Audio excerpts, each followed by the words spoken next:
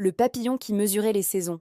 Dans le jardin de la maison jaune, là où les groseilles mûrissent en juin et les feuilles tombent en octobre, vivait Céleste, un papillon aux ailes si grandes qu'on aurait pu y lire une carte du ciel. Mais Céleste avait un secret. Il ne savait pas voler en rond. Chaque fois qu'il battait des ailes, il dessinait une ligne droite qui, peu à peu, formait une règle de lumière dans l'air. Cette règle mesurait les saisons. Quand elle atteignait la longueur d'un enfant bras levé, le printemps arrivait. Quand elle dépassait celle d'un adulte, l'été s'installait. Céleste, lui, ne savait pas ce que cela signifiait. Il battait des ailes parce que battre des ailes lui faisait du bien, comme une chanson qu'on fredonne sans savoir les paroles. Un matin de septembre, alors que la règle de lumière dépassait déjà la barrière du jardin, Céleste se posa sur le nez de Lison, 8 ans, occupée à démêler un nœud de lacet. Le papillon battit doucement. La règle s'allongea encore. Lison, surprise, vit l'ombre des ailes projetées sur le sol une graduation brillante. 1, 2, 3, jusqu'à 10. Elle tendit le bras. La lumure effleura son index, laissant une sensation de miel tiède. « Tu mesures quoi » demanda-t-elle. Céleste ne répondit pas. Les papillons ne parlent pas, mais leurs ailes frémissent comme des pages qu'on tourne. Lison comprit que c'était important. Elle courut chercher son carnet de dessin et traça la ligne qu'elle venait de voir, date au-dessus, 12 septembre, longueur 10. Les jours suivants, Lison mesura. Chaque matin, à 8 heures tapantes, elle se planta au même endroit, bras levés, et nota. La ligne grandissait. 11, 12, 13. Les feuilles commencèrent à jaunir, les nuits à fraîchir. Lison, qui n'avait jamais aimé les mathématiques, découvrit la magie des nombres qui poussent comme des plantes. Elle dessina des courbes, coloria les saisons. Vert pour le printemps, rouge pour l'été, orange pour l'automne, bleu pâle pour l'hiver.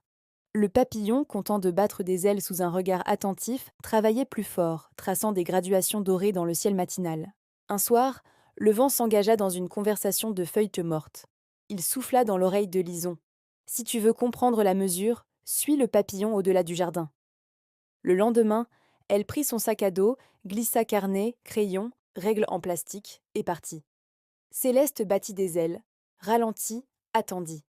Ensemble, ils traversèrent la haie, marchèrent morfiés dans la prairie, longèrent la rivière.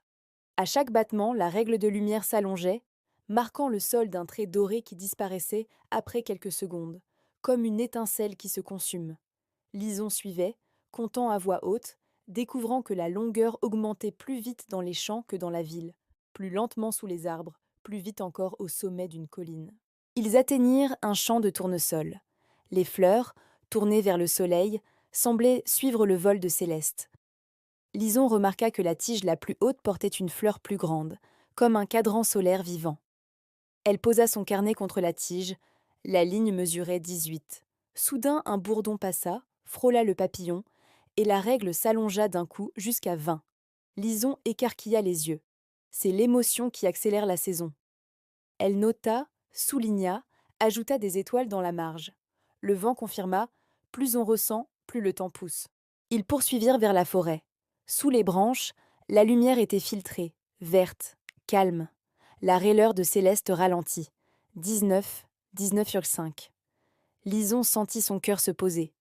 Elle entendit le bruit de ses pas, le souffle du papillon, le craquement d'une branche. Elle comprit que la forêt retenait le temps, le gardait en réserve pour l'hiver. Elle dessina un cœur autour du chiffre 19,5, écrivit « Ici, le temps se repose ». Quand ils sortirent de la forêt, la ligne reprit sa croissance, comme un enfant qui reprend son souffle après un long câlin. Le soir tombait. Ils découvrirent une cabane abandonnée, toit percé, mur couvert de graffitis de feuilles. Lison alluma une bougie, installa son carnet. Céleste se posa sur la table, battit des ailes. La ligne atteignit 25. Soudain, la bougie vacilla, une goutte de cire tomba sur la page. Lison eut une idée. Elle laissa la cire durdir, découpa autour, créa une forme de feuille. « La mesure peut être fragile » écrivit-elle. Le papillon battit plus doucement, comme s'il caressait la mémoire de la cire. Dehors, la nuit s'installait, étoilée, froide, parfaite. Au petit matin, la rosée recouvrait la cabane. La ligne mesurait 26. Lison frissonna. L'automne était là, officiellement. Elle sortit un vieux pull de son sac, le remercia, le noua autour de sa taille. Elle regarda Céleste. On continue ? Le papillon battit, la ligne s'allongea, marquant le seuil de la porte comme une invitation. Ils reprirent de la route, direction inconnue, guidés par la croissance dorée. Ils rencontrèrent un vieux jardinier qui taillait des rosiers. Il regarda la ligne, hocha la tête. C'est l'automne, en effet. Mon rosier le sait avant moi. Il offrit à Lysone une rose, non pas rouge, mais orange vif, bordée de doré. Mets-la dans ton carnet, elle gardera la mesure. Lison glissa la rose entre deux pages. La ligne passa à 27, comme si la fleur avait donné un coup de pouce. Le jardinier sourit. Le temps est un jardin. Tu en es devenue la gardienne. Ils traversèrent un village.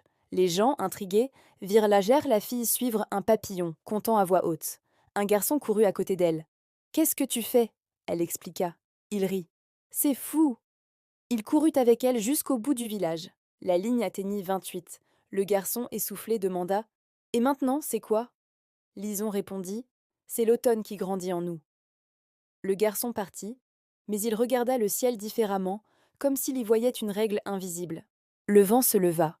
Il emporta la rose d'orange, la fit tourner. Lison courut après, suivant la spirale.